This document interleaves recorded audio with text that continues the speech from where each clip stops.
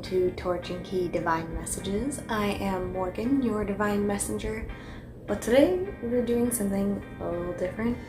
I'm gonna do a get ready with me, and I'm just gonna kind of talk about witchy stuff while I do it.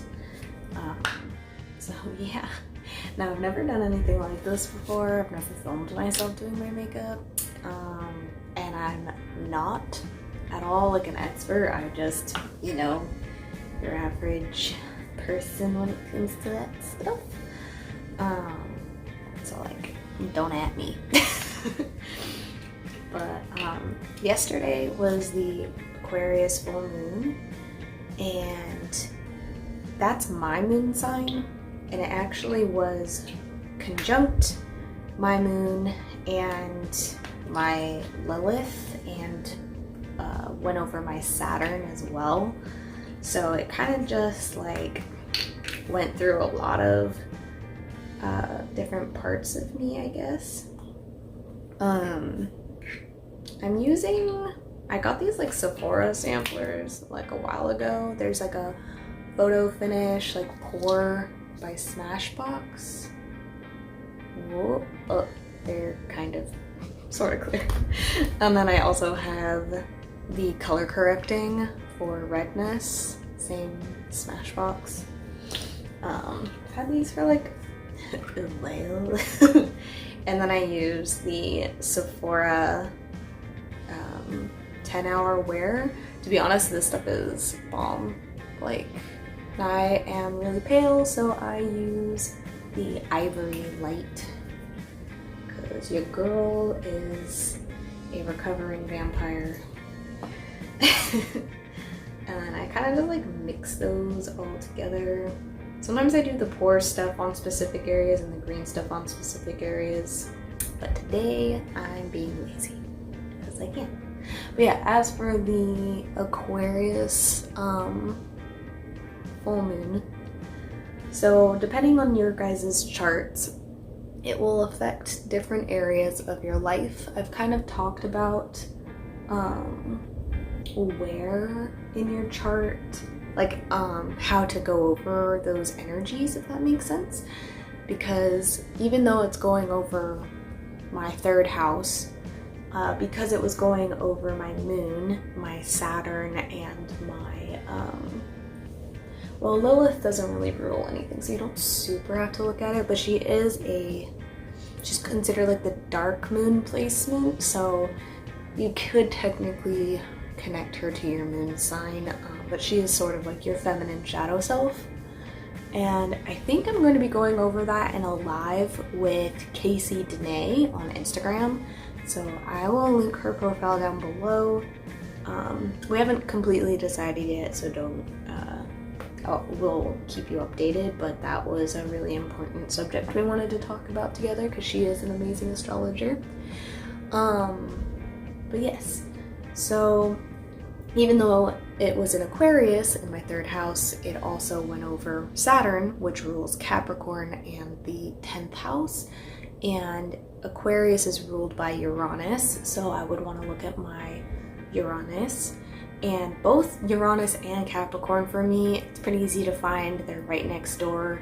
Well, I mean, they're right next door for everybody, but they're in my second house, which is what Saturn rules, and then my Uranus is in Capricorn. That's what I was trying to say. Uranus is right next door. And so my second and third house were hit yesterday. So it was my personal values, my self-worth, and then my third house is all about like communication, siblings, learning things, writing things. But honestly, it felt very esoteric yesterday, and I kept trying to figure out why. And this is where you want to learn where everything is connected. So when you're doing the moon aspects, you always want to look at where Cancer is in your chart, because the moon rules Cancer.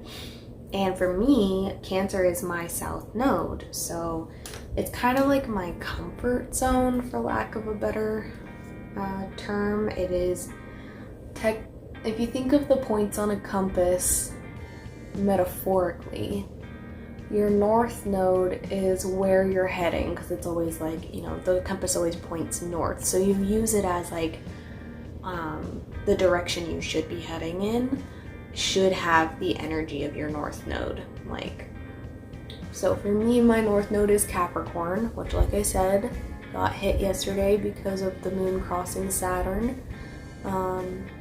And my south node in Cancer was also hit because the moon rules Cancer, but it also was opposing everyone's Leo, because that's what a full moon is when the moon is opposing Leo. So it hit my second, my third, and my 8th and my 9th houses. So the 8th is a pretty esoteric house, and it talks a lot about other people's values, whereas the second is like your personal value, like your worth, and also what you put worth to on a personal level, whereas the 8th is other people's worth, but also what they believe is worthy, which is why it can rule sex, death, inheritance, things that make us uncomfortable. It's because it's like, they're not things that we personally hold value to. It is how other people can provide, and then if there is no provision there, then, you know, that can be really uncomfortable, you know. So I also like using, I guess these are all Smashbox. I didn't know because I got these for free. But this is Smashbox Photo Finish Foundation Primer, and this stuff keeps your eye stuff on like forever. And I just put it on my finger and just kind of put it on right here. I'm looking this way obviously because my mirror is over here, but I like to go all the way over here so that if you're doing any sort of like a cat eye liner, or even just a little bit of a smoky shadow, that it doesn't move. I tend to, my eyes are a little bit hooded, so I like to put this on in that area so that it doesn't come off. I think I just got mascara with it. Fun. But yeah, so needless to say, I definitely was very much thinking about other people's values yesterday and how that correlates with who I am as a person and how I communicate. Also, speaking of Casey, she was talking in one of her recent lives about the third house being about your mindset, because the third house is originally ruled by Gemini, who is ruled by Mercury, so the third house is also ruled by Mercury. So that is your mind, the way you think, the way you speak. And the third house is about the initial learning of things. So, you know, your mindset when you're at school, your mindset when about learning things. And for me, being an Aquarius third house, I love learning about weird shit, and I love learning about astrology, because Aquarius's ruler Uranus is the ruler of astrology. Fun fact. Oh, that felt great. Sorry if you don't like bones cracking, because I do. Anyway, this is my general foundation. Did I put mascara on? I think I did out of habit. I haven't even done my eyebrows yet. I honestly don't super have like an order that I do things in, because I can be a little scatterbrained, and talking to you is only emphasizing that a little bit. But usually I do my eyebrows first, and then whatever I want to put on my lid, and then mascara. But maybe we're just going for a really natural look today, so maybe no mascara. So I just use eyeshadow and fill in my brows because I already have pretty thick eyebrows. They're not like super thick or anything, but like that's their natural shape. So maybe. Anyway, back to astrology. So that's why you want to look at like all the interconnections, because yeah, it was crossing my third house, so you would think, oh, well, I'm gonna learn something about school or friends, but it wasn't that straight up. It was a little bit more, like I said, esoteric. Like, it was a little like vague, hard to touch. By the way, this box here is my wedding decorations. That'll be in October, so fingers crossed for me that with everything going on, it goes well. I've set lots of intentions that it would since last year before all of this nonsense. And we had already been planning on it being in the backyard of our house, so it's actually working out well. It's going to go well. Sorry, positive mindset. Of course it's gonna go well. I set intention and I trust the magic. Why does this, in person, this looks way darker. And then, well, whatever. Need to fix that. So, eyebrows and mascara are done. I'm gonna do blush and then pick out a lip color. And then maybe add eyeshadow. We'll see. But anyway, so yeah, you want to look at your whole chart because, like, yeah, so if I was looking at my third house and I was looking at Aquarius, I would assume that, like, everything happening yesterday was going to be all about, like, third house stuff, and it was really way more about the eighth house. And I wouldn't have known that if I didn't realize that, you know, you should always be looking at where Cancer is during, especially a full moon, because, like, Cancer is like very full moon vibes. I feel like if it's a new moon, maybe look more at your Lilith, because new moons are kind of like the dark space. But still always look at Cancer for moon energy. But also the ninth house for me, because with a full moon, you want to look where your moon sign is, and you want to look where the opposing sign is, because that's where the sun in the sky is that illuminates the full moon. The sun is exactly across-ish from the moon, and that's what makes it look full, like a big spotlight, right? So this full moon hit both your Leo center and your Aquarius center, and your Leo is kind of like your spotlight for self and for the things that you're proud of, and then Aquarius is kind of like this spotlight for others, to show what you think needs to be worked on for as a collective. And sometimes when it's the full moon, it's kind of like, what are you proud of as a person that also happens to serve the collective? And for me, that's been business stuff, so that was heavy on my mind. But because of the third house, I was also thinking about friendships, close friendships, because that's something that's in there. People who feel like siblings, so like your cousins, your siblings, really close friends, like best friends. Whereas like your 11th house of the collective and community is more like friend groups. So like if you're part of like a fandom or something like that, it'll probably show up in your 11th house. Aquarius does rule the 11th house, so that did all, like, obviously my business is on social media, so I was thinking a lot about my business. I was thinking a lot about how to show up on social media that is authentic to me, and how my values reflect the values of other people, and how much I want to care about other people's values versus my own, like, because there should be like kind of a balance there. And then also like I guess, like I said, like with the third house, like your mind, like Casey was saying, your mindset and how open you are to learning about things, versus your ninth house, which is my Leo, is how much you're willing to like master things. So I was thinking a lot about all of that just because of all of the big X shape that was happening during my moon. And let's not forget yesterday that it was squaring, do you want to do this one?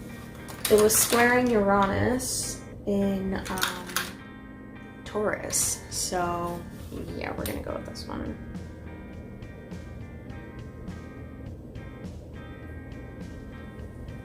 I really love the formula. It lasts a really long time and it looks really cute. What was I talking about?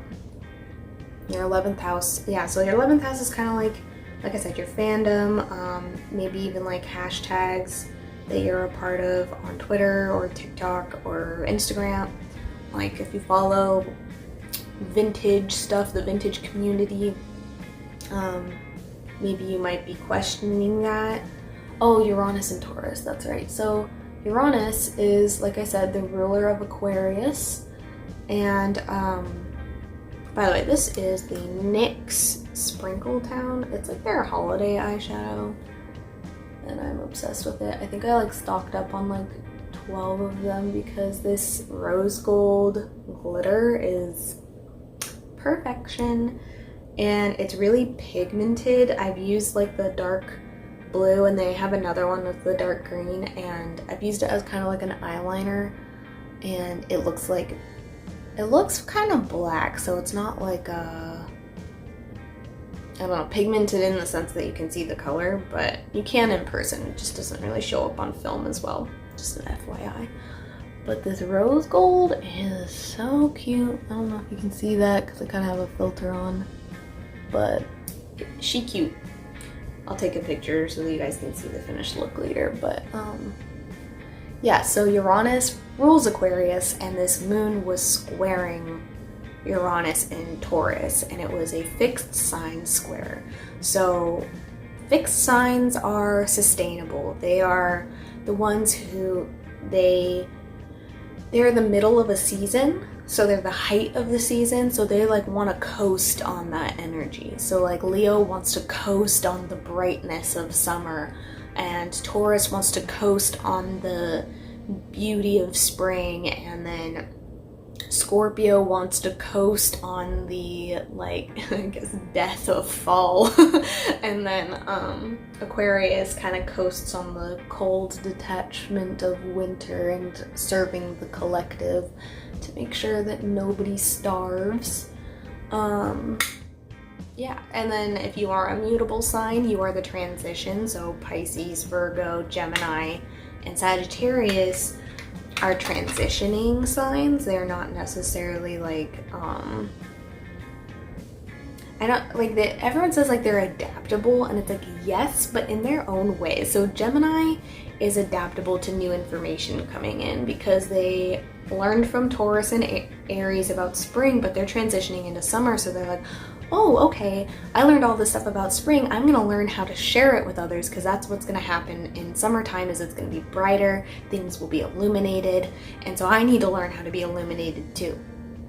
And then with Virgo, they're transitioning into fall, into harvest, so that's why they're so analytical, caring about health, because they're like, are we ready for winter? Like, you know, like they're kind of like, okay, so like we have 12 pumpkins, and those pumpkins are going over here to these families because they need it because of their calories and blah blah blah. Like they are very like that, because they're trying to make sure that all the hard work we did over the summer months and the spring months, planting and nurturing our gardens, actually has a good harvest.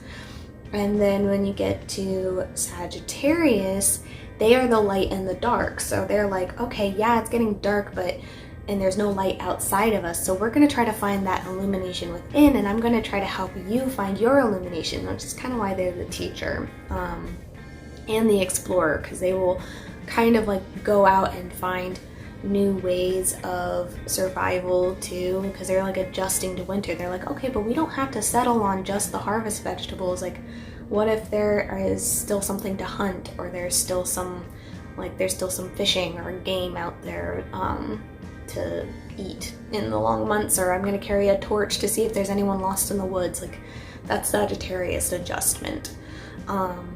And then Pisces is going from winter into spring, so that's why they kind of have like sort of like a hopeful, idealistic vibe, and they really care about people, but they also have gone through like lots of loss, because, you know, you lose people in the winter months. Which is why they love everyone and they hold them close, because they realize that at the end of the day, that's what truly matters, is that we're all human, we're all connected, and yeah. So, hope that made sense. Oh, blush. I was like, I feel like I'm forgetting something. But Right now we're going through a fixed sign T-square, because like it literally looks like that. With Uranus in Taurus, Sun in Leo, and Moon in Aquarius. So I like using, so I have this guy, Kevin Aswan, Alcoin. Yeah, I don't know. But I actually got this as a gift too. Anyway, so I'm using the sculpting light as like a contour because it's a very light brown. I find if I do it any darker than that, I look like I have dirt on my face, or like a skeleton, because it makes me look really bony, because I actually do have pretty bony cheeks. Anyway, so I like to use that for underneath the chin, and then I just put it like in the dark back corners, and sometimes I do my forehead because your girl's got quite the thick forehead. Yeah, so I do that. So, you know, simple, nothing crazy. And then sometimes I like using the spot where it transitions from pink to brown. Can't decide if I want to do that, or I have this Morphe highlight palette that I actually use one of the darker highlights as like a bronzer. This guy right here. I think I'm gonna go pink today, actually. Feeling those heart chakra vibes with the green on. So we're gonna do that color. And then I just kind of do sort of the same direction that I do my contour. the contour one. And then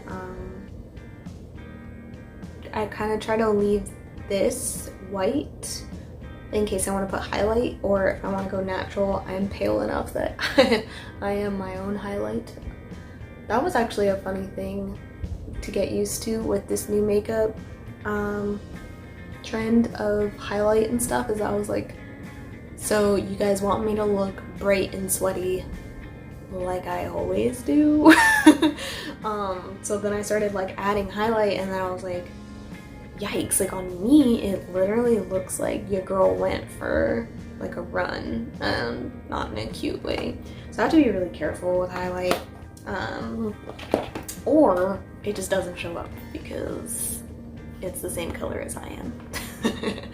So I think it looks lovely on deeper skin tones, and I honestly think, like, see, I don't mind that. It's like so I'm using the whitest of it's like a white yellow shade. Sometimes I use the pale pink, but it kind of, I don't know, it looks a little too frosty on me because I am actually a warm tone skin despite being so pale. So I like using the yellow one, and it just adds like an extra healthy glow. But yeah, most of the time it just looks like me. And yeah, so back to the fixed signs. Like I said, they are sustaining an energy. So we have summer opposing winter with a hint of deep spring. So which are honestly amazing energies to be working with. So Aquarius, the reason that they are detached is because they're like, well, you might die. And I don't want to have to go through the pain of thinking you're gonna die. Meanwhile, their actions are speaking of wanting to keep people alive and thriving. So they feel like that. They're like, I'm afraid to get close to you because what happens if I lose you? So they tend to just lose you first. And then Leo is the opposite. They're like, I want everyone to gather around and pay attention to me and see all the gifts I have to display, because they're kind of like the middle of summer, like I said. So if you think about that, their harvests are showing up. They're like, look at all these plants that I planted, and they're doing really well, and they're getting lots of sunshine and water, and look at but then think of them as that harvest. They're like, look, I had plenty of sunshine and water, aren't I great? Aren't I doing well? And then if they're not doing well, then they will have a loss of pride, and they will either act out of bravado or they will hide, and both of those things are really sad to witness. And then you have Uranus in Taurus, and Taurus, like I said, is all about springtime. So they're kind of like awakening. They're like Aries was the one who was like, we're awake, it's springtime, and Taurus is like, you right, I'm gonna like eat all of these berries and put flowers in my hair and relax and plant these seeds. But then once the work is done, it's like, okay, well, there's nothing else for me to do, so I'm just gonna sit back and enjoy these seeds that I planted. Can't decide if I want to leave my hair up. Honestly, I'm feeling a little drained after yesterday. Yeah. This is pretty much my daily look. I don't really do anything else fancy. I'm not a huge eyeliner fan. Sometimes I like to do bright ones. Like I could go in with hot pink. It's a very Aquarius vibe. You know what? She's doing it. So, what was I saying? Uranus and Taurus. Why do I keep getting off track every time I go to Uranus and Taurus? I mean, Uranus has been in Taurus for a while, but when it's squaring a full moon, which is already about revelations, it's like an unexpected revelation. So, because Uranus has a very strange cycle, like all the other planets go around the sun kind of more in like an elliptical circle shape, whereas Uranus is like which if that doesn't describe the ruler of Aquarius, I don't know how else to explain them to you. But I freaking love Aquarius energy. I mean, yeah, it's my moon sign, but also I love people who question things and who are open-minded. They just rock my socks. But anyway, so with it being in Taurus though, it's kind of like unexpected glow-ups and unexpected blossoming. So it should be good. It's very earthy, so it depends on your chart, like I said, because like, I don't know, maybe you have my leg is numb. Anyway, maybe you have personal placements that make Uranus being in Taurus actually be like bad surprises, because Taurus rules like kind of like our finances and our values. She is ruled by Venus, so I'm taking off my shoes because I'm not even going anywhere. I don't even know where I'm wearing shoes. Yeah, so Uranus is in Taurus, and Uranus is like, how can we change up what we value and make it actually serve us now? And how do we change up how we get our finances, which is why a lot of people are going after jobs that maybe they wouldn't have in the past. Yeah, so they kind of are like, how can we change things up a little bit and be a little bit more unexpected and go after maybe something that other people are not going to be as into as you are, and that makes you a little scared because Uranus is very unique. They kind of like, they definitely walk to the beat of their own drum. If someone has done something before, they're like, nah, that ain't it. I'm gonna do something else, I'm gonna do something different. And that can be really terrifying. And also, if you're like me, where you do have a lot of Aquarius energy, sometimes you do things to be different and not because you value it. Yeah, so make sure you're not doing that either. My sister pointed that out to me the other day. I mean, like, I always knew it, but like when somebody else says it, you're like, oh, so it's noticeable. That's interesting. But yeah, it's like, I just realized I haven't been recording this with my camera, so I apologize if there's like, I mean, I haven't been recording this with my microphone, so and I have the fan on, so you're probably hearing the woof woof noises that is in a lot of my earlier videos. Sorry about that. But yeah, so it was kind of affecting our values this full moon. It was affecting our